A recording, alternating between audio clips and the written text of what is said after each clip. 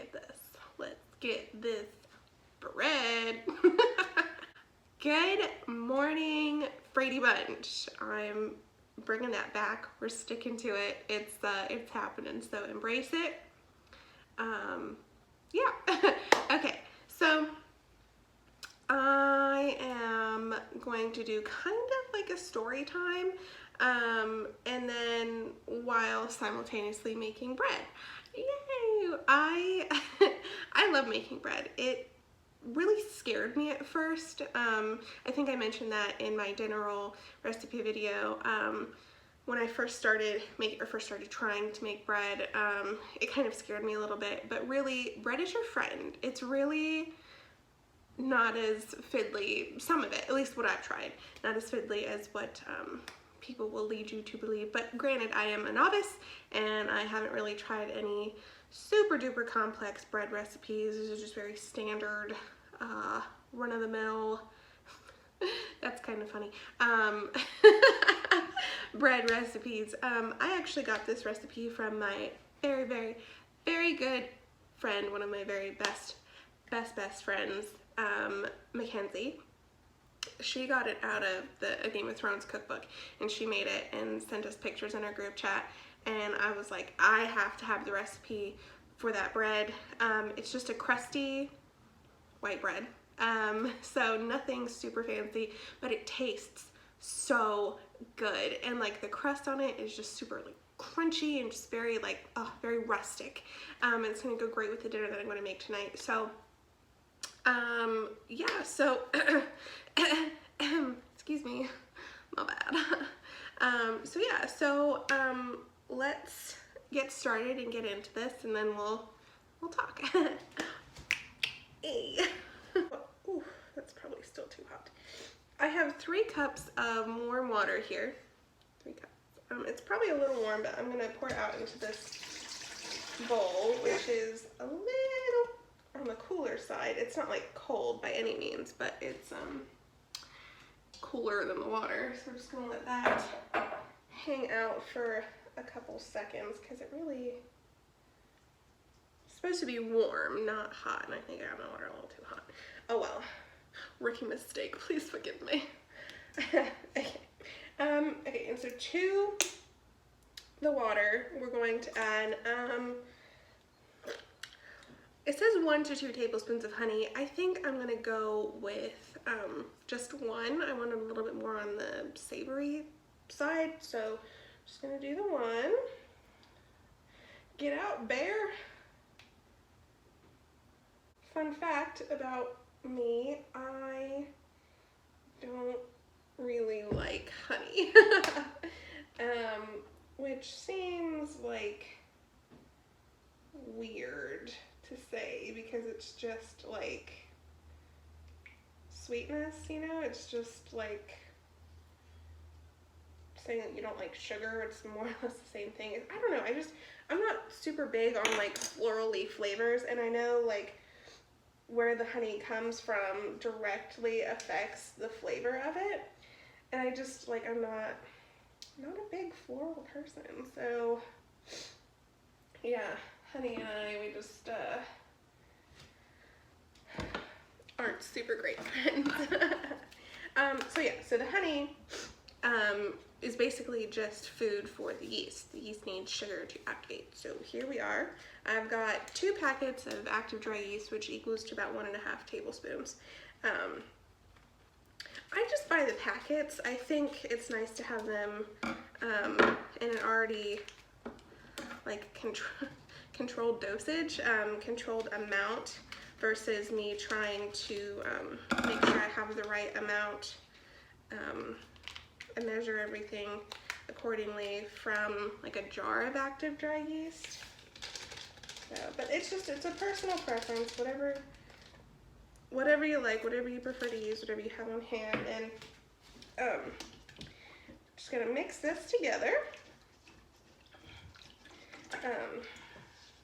I mean, I'm sure you could use fast-acting yeast, and you could just go ahead and dump the dry ingredients right into this, and that would be fine. But the whole point of active dry yeast is you have to let it activate and proof before you add anything to it.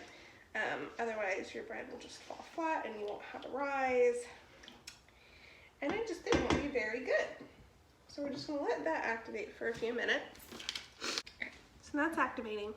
The first time I made bread, I was I was in college.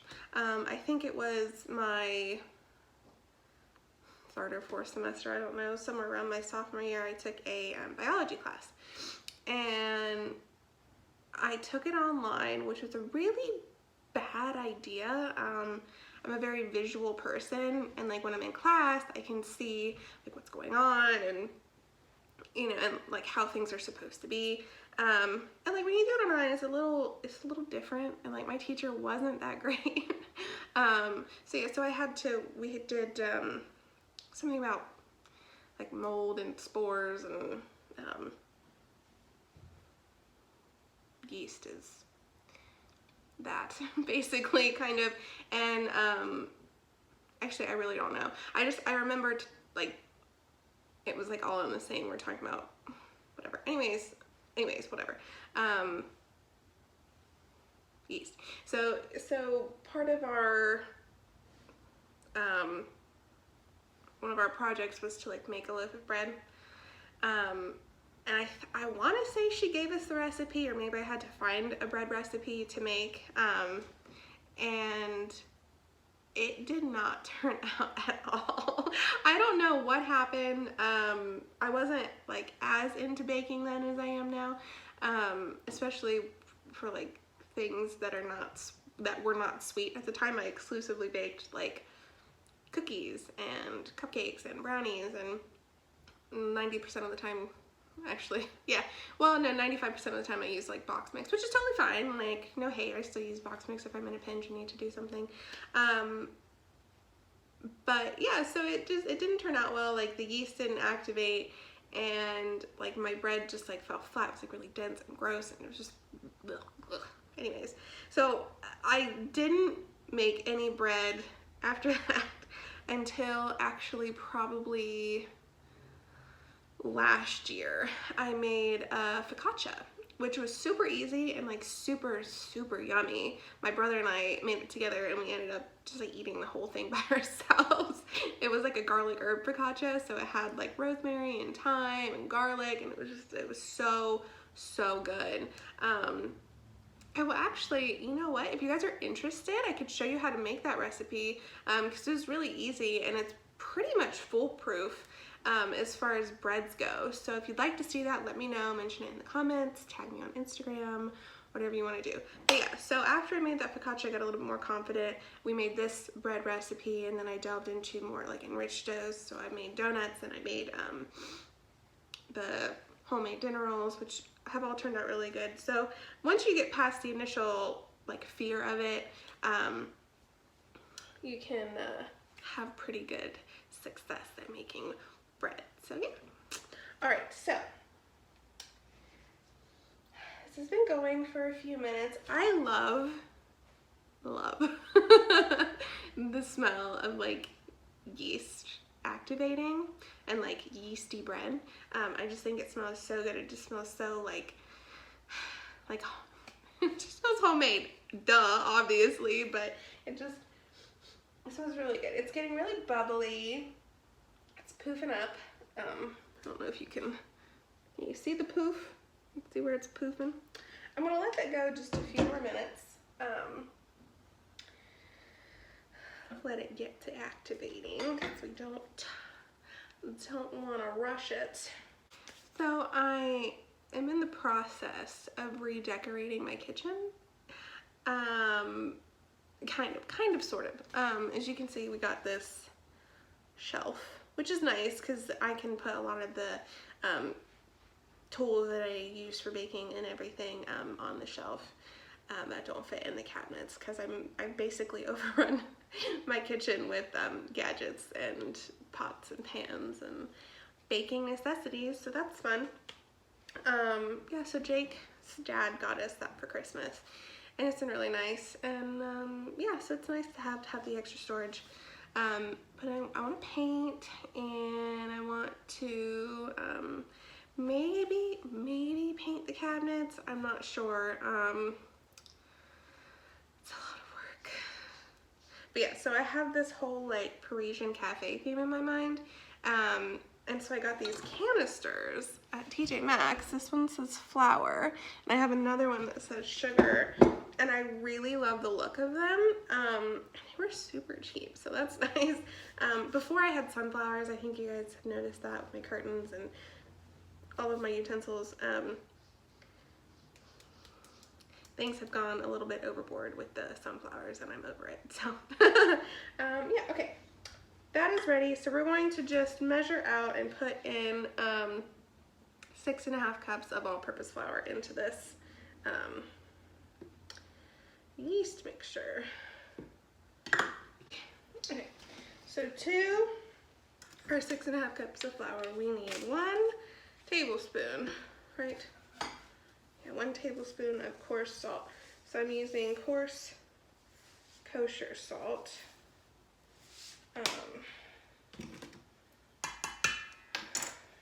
Just because it's what I have on hand. So we're just gonna mix this all together until it starts to form a dough. So yeah, this bread dough is pretty straightforward, just flour, yeast, honey, salt, and water. But it's how you prepare it that makes it special, or whatever. Okay, so this is my story time, all right? I got a new job. So that's exciting for me. It's really sad though, because I love my coworkers and where I work so much now, but I was given a really great opportunity that was impossible really for me to pass up. And I'm really honestly sad about it. I'm gonna be sad to be leaving everybody and you know, to not be able to see those people every day, but I'm starting a new adventure. It'll be really great for me and Jake and our future and whatever that has in store. And so it's kind of a mixed bag of emotions. I hadn't really thought about it, to be honest, because I found out oh gosh,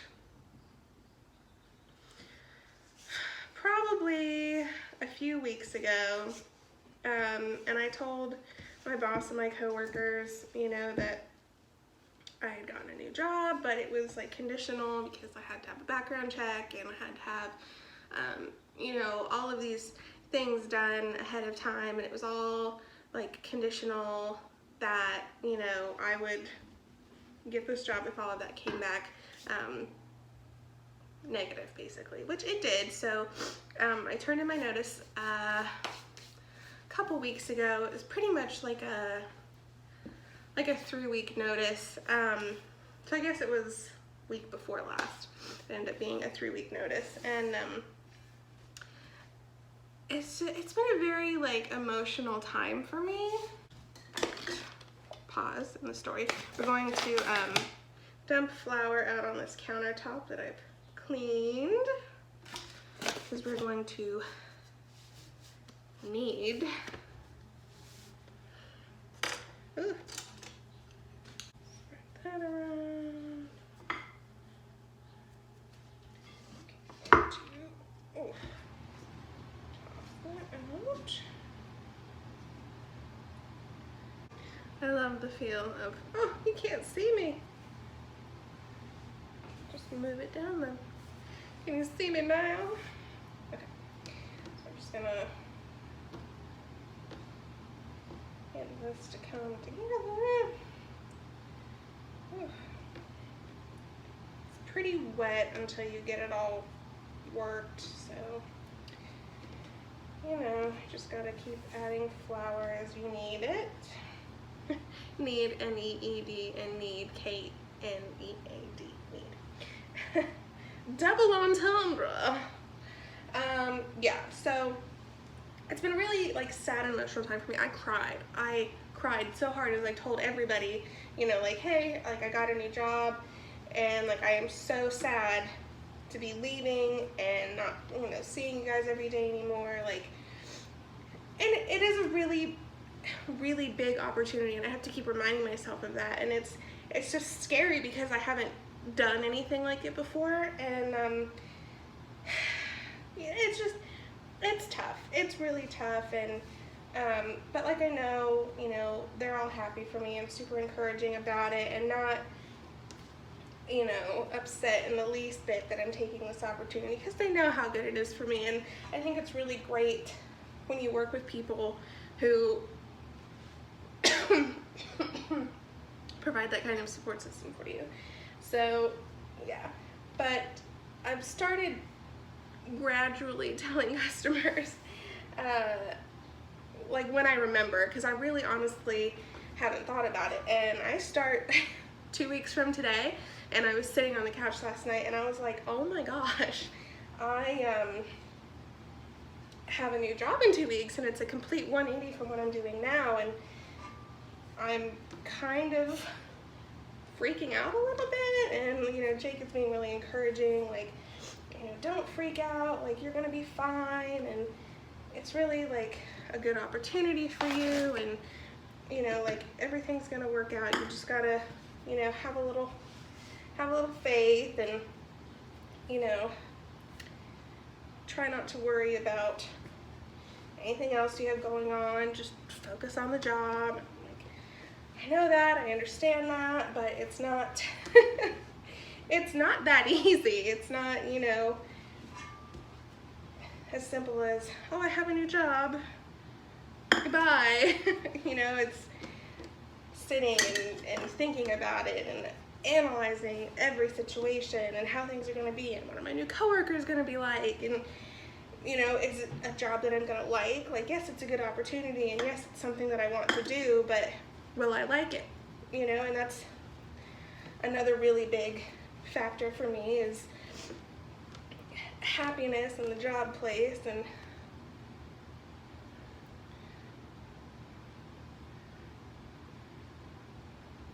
I think I need to knead this a little bit more. It's not quite ready. It's still really wet. So, but yeah, so it's gonna be difficult, but it'll be worth it in the end. And like I said, I was just thinking about it last night, and I just got so, not really scared, just like concerned. You know, just, it's a really big opportunity, and I don't want to mess it up. You know, I don't want them to realize that I maybe don't know what I'm doing, which is not going to be the case, but even still, it's just like, you know, the principle of it all.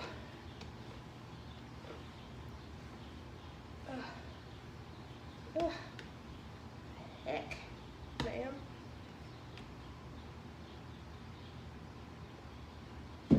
Okay, so this is ready. Okay, it's ready. My hands are gloopy, but I have olive oil, and I have a clean bowl. I'm just gonna put some olive oil in it. I just, it doesn't really have much of a flavor, I don't think, but it's got a little bit more flavor than like canola oil or vegetable oil, so I just want to add a little extra flavor to the dough as it rises. So we're just going to, and I knew this was done because, okay, stop. It springs back when you push on it. It's not not meant to be a real like dry dough. So got that. All right. Now, ta-da!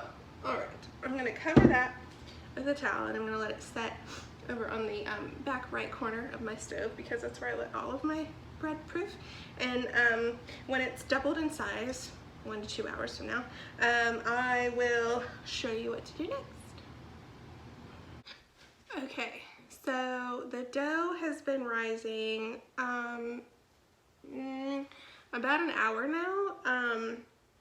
I usually like to let it go longer just so the yeast can reach its maximum potential, but I don't want to overprove it, and my kitchen is really warm. But yeah, so dough has risen. It's doubled in size. I took a little peek and it looks beautiful, but I just wanted to do the unveiling for you all. So, are you ready?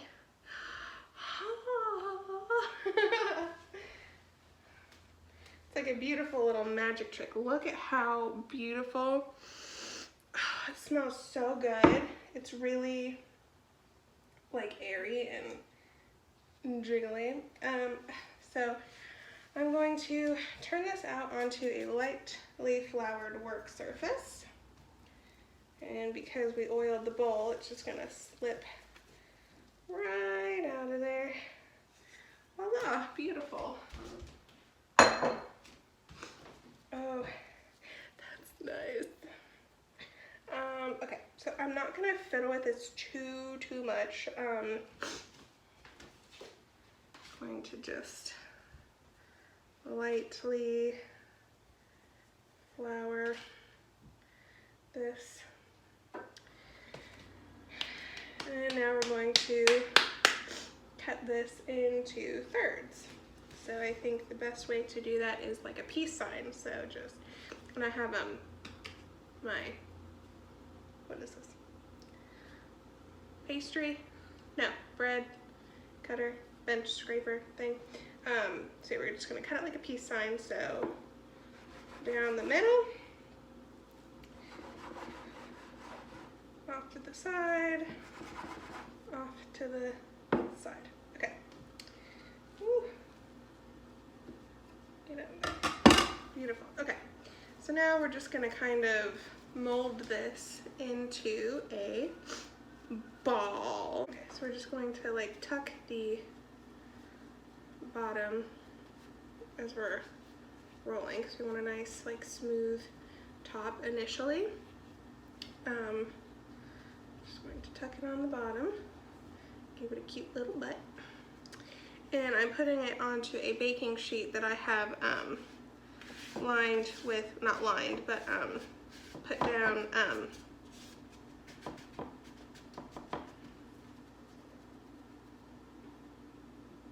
what is it called?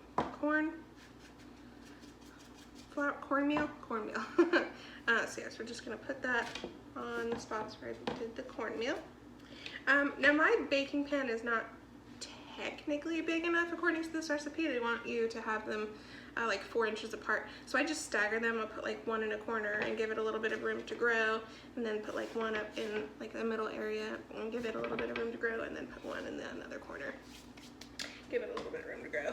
So not perfect by any means, but it gets the job done and it tastes really, really good. So we're just rolling and tucking. This one's a good bit bigger than the other one. Oh well. We can't all be the same size. That's what makes us beautiful.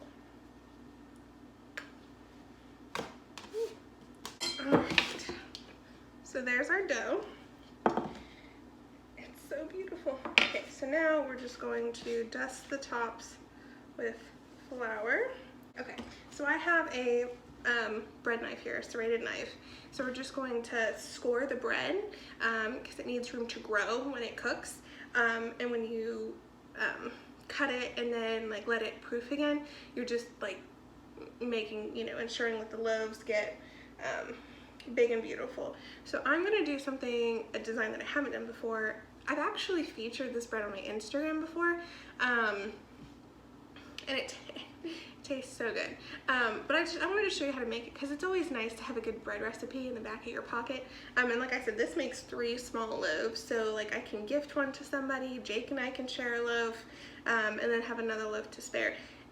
The only thing about this bread is like it keeps okay, but not super great. So I would recommend like putting it in a container with like a damp paper towel. And then like if you're going to serve it again after that, I would probably put it back in the oven maybe just to make sure that it like stays crispy. But that's, you know, up to you. So I'm just gonna do a square. So just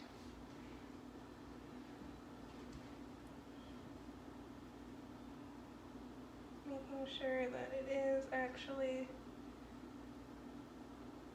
cut. Voila. So I'm just gonna let these set here for another 40-45 minutes or so before I bake them in a 450-degree oven for 25-30 minutes until they're nice and golden brown. As we bake these, we're actually going to put a, I'm gonna call it a water bath, a bain-marie, whatever you wanna refer to it as, in the oven with this. What that does is it like creates steam as these bake, and that steam helps create like a nice, thick, crusty bread, and it's beautiful. I will show you what these look like inside and out when they are done. Stick with me. All right, so our bread is done baking.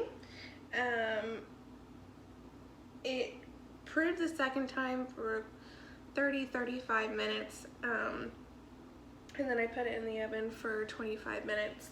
It's still slightly warm, but just wanted to show you all how good it looks. I think as a whole mine's a little underproved, which it's fine. Like, I mean, I don't mind. I'm not a professional bread baker, but you see how it's like split? It means I didn't really let it grow to its full potential, or like prove long enough, even though it looked proved enough. It might have proved too quickly, but not long enough. I don't know.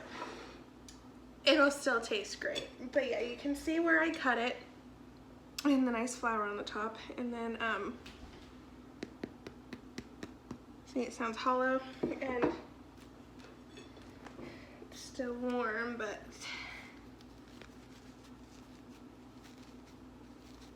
the crackle. Okay, I'm going, oh no, 10-second rule. Oh yeah, you hear it crack. Ooh. It still has a relatively good structure. You can definitely tell that it's underproved, like just down here at the bottom, it still kind of looks like raw dough, even though it's still baked, and it could just be because it's still pretty warm, but I wanted to see it crackle. It smells so good. You can eat this however, but it's really just, I think, the best with a little bit of butter on it.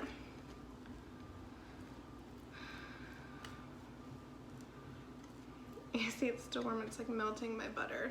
Okay.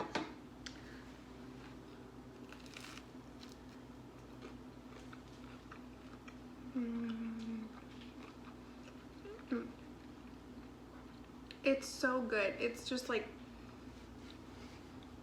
okay, first of all, what is there not to love about bread and butter? But like, even though mine's not like fully proved, it still has a really nice like airy texture to it. You can kind of see that there's like air pockets throughout, so it's like a nice like crusty,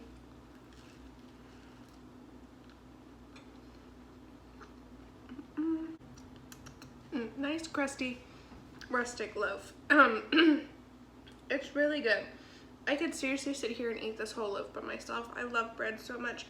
But like I said, I'm not perfect. I'm an amateur bread baker, but even still, it's still really good. It's really good when it's warm. It's really good after it's like come down to room temperature. Excuse me. You could use it to make French toast if you wanted to. That would be good. I love breakfast. But yeah, so it's nice hollow sounding. That's how you know it's done, even though mine's underproof. But still, it still tastes good, and we're still gonna enjoy it. It'd be really great like soup bread or like a stew bread. Make like a beef stew or like potato soup and like dip your bread and butter into your soup, broccoli cheddar soup, you know. Ooh, could totally make bread bowls with these. That would be fun. That would be good. Fondue. Oh, look at me, I'm a genius. Why don't you guys go out and try this? Let me know what you think. Let me know what you do with it. I'm just gonna eat it as is. But yeah, if you do something different with it, let me know. You know, like comment below, message me, you know, find me on Instagram. It's great. Yeah. So I'm gonna finish my bread. And yeah, I hope you all have a wonderful day. Thank you for watching, and hear that crunch? So good. But yeah, thank you for watching. Thank you for loving me and supporting me and getting me through this.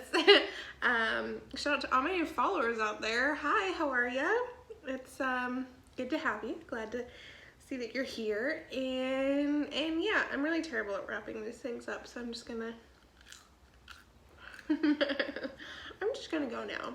But thank you so much for watching. I hope you all have a wonderful day, and until next time.